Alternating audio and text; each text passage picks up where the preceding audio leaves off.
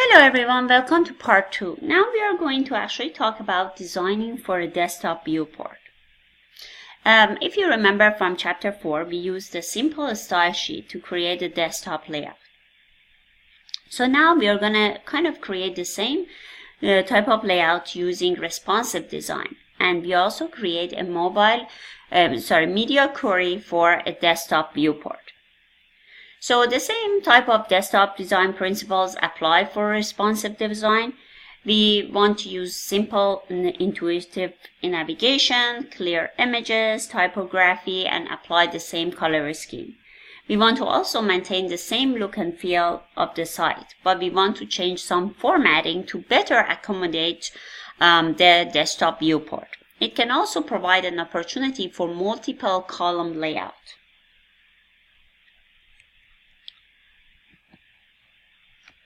Again, before you think about how you want to design, you want to first think about what content do most visitors they want to find on their web page, and making sure that those content is showing very well to the users.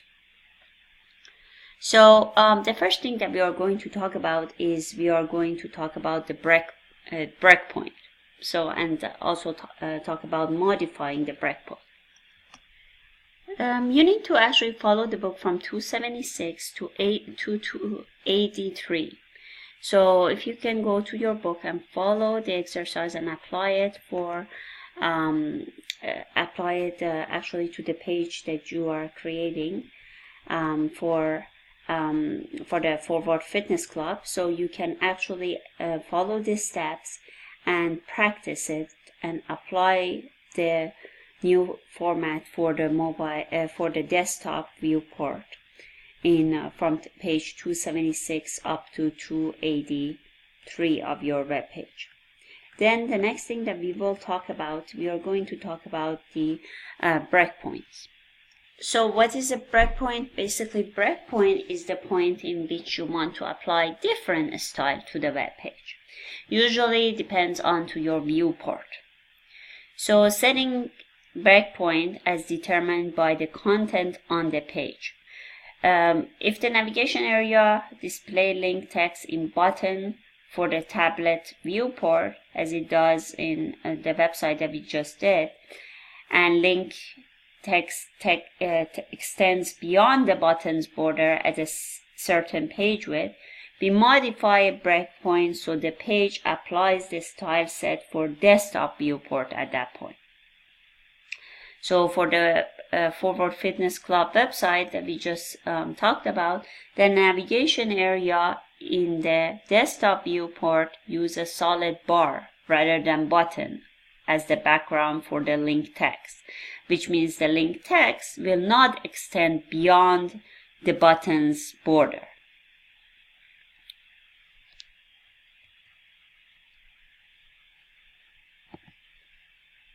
The next thing that we're going to talk about is using pseudo classes. Have you ever visited a website where the link changed colors when you pointed to, or when you hovered over them, or when you click the link? The link color changes due to the use of pseudo classes in the style sheet. So pseudo classes allow us to change the style of a link based on 4 link states. One of them is link. The other one is visited, the other one is hover, and the other one is active. So this table describes each link state. So used for the style, you can use that. This link that has been clicked on, this is when you are hovering it on, and this is the link at the moment that you have clicked on. We can define a unique style for normal, visited, hover, and active link by creating different style rules, as which we talked about. We can have a link, a visited, or a hover, or a active as the selectors. The pseudo class is attached to a selector with a colon to specify a state or relationship to the selector, to give the web developer more control over the selector.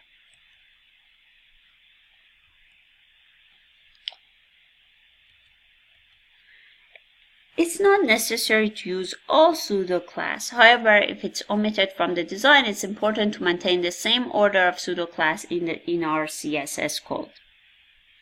They are normally used in a desktop viewport. So this is more common in the desktop viewport. They are not going to be used in a mobile or tablet devices as they don't have a hover or clicked on option. So this figure for 645 shows the code for link and visited pseudocode. On line 192, we have the comment, of course, rules for pseudocode classes. In 193, we type nav, our list, a link to add a new selector. So the style rule for unvisited navigation link, we put that color in there. And then for on line 197, a visited, so this is the style rule for visited navigation link, and we put a different color in there. In next screen, 646, again, on line 201, line 201 to 203 shows the style rule for hovered over navigation link, because you have a hover, and in here you have a active. A style rule for active navigation link will have maybe this color, and here we have also added the style size, the font style as well. So you can practice that, like, you know, and then when you use your mouse to hover over some links, and you know, maybe when it's when you click on an active link, so you will see different color is showing and different style is applying. So you can practice this on from your book as well. The next thing that we are going to talk about is using gradients. So the newest CSS is CSS3, which actually introduced some other properties to help enhancing our web page. And also we have already integrated some CSS3 properties to the forward fitness site, which we are following through the book. So one of the newer properties that is introduced in the CSS3 is gradient, which is a gradual transition from one color to another. CSS3 has two types of gradients, linear and as well as radial. So now let's look at linear gradients. It can transition from several different angles. The default transition is from top to the bottom. It can also transition up, left, right, or diagonally as well. To create the linear gradient, we use the linear gradient property. So this is the example of it, that how we apply a linear gradient. So we have it in the body, and then we have the background color, column, linear gradient, and then you can have the transition color from white to blue maybe. So it transitions from one to another, white at the top to the blue at the bottom.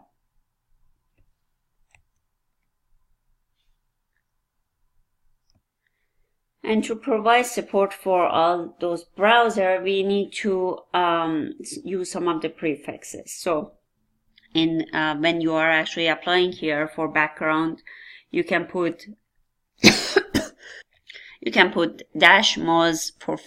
for Mozilla Firefox, the -o for Opera, and then the WebKit for Google Chrome and Safari.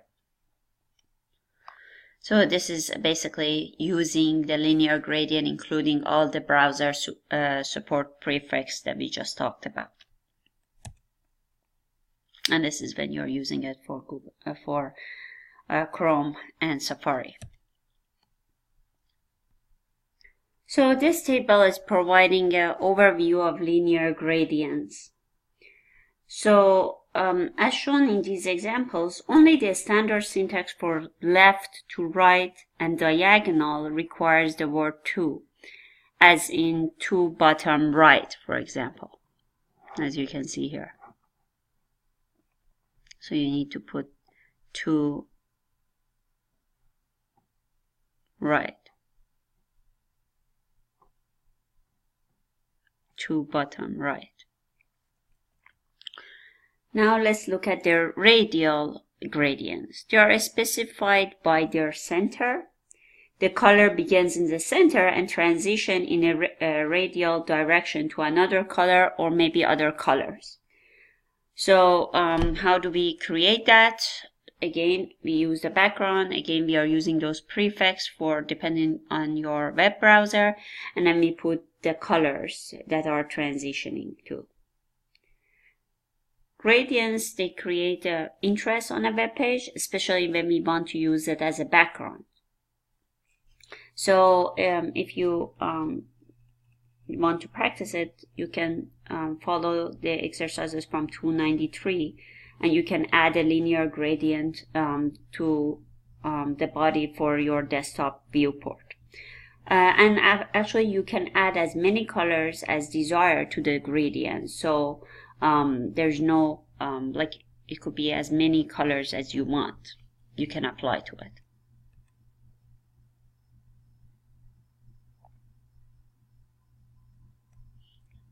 So this is again, you're using your comment added here, and then you're using, it depends to your browser, you're putting your prefix here, and then you're using different colors in here. And of course you need to always make sure that you are closing the media query bracket. This is it for this chapter. In this week, you actually don't have an exercise. You just need to follow the tutorials from the book, but you don't have any lab to submit, but you need to work on your project. So there is a project for this week. Let me go back and show it to you. You will need to work on a project this week, but you don't have an actual lab for this chapter. So in this week, you are actually going to do your first project, and it's due next Monday at 11:59. So your project, you will actually need to use your HTML and CSS skills that you have learned. You create your own website. You can include your employment history, talents, and special interests. Or you can have a general biography of yourself and summarize your point of resume into it. You can also do it for a business, include any business that you may have, or maybe you want to use you want to create a web page for somebody's business. So we are gonna start the basic for that. So these are the things that I'm requiring you. Of course, you can have more things in there, but at least you need to have these. So at least it needs to be 2 pages. You need to use images. You need to use the elements. You need to use the list. You need to use the codes. You need to use the HR elements. You have to also include the link. Also, you need to include a link to any website and as well as to an email address. So these are the basic requirements, but you can add more as you wish. Okay, this is for this week. And please let me know if you have any problem and questions. Another thing that I want to talk about, a lot of people ask me about the midterm. The midterm would be from chapter 1 through 6, but it will be, I'm going to distribute the midterm from, in the week 8 from, October 8 till 15. So the midterm will be open from October 8 till 15. You have a week to take it, and it will include anything from chapter 1 through chapter 6. Okay, have a good day, guys. Bye-bye.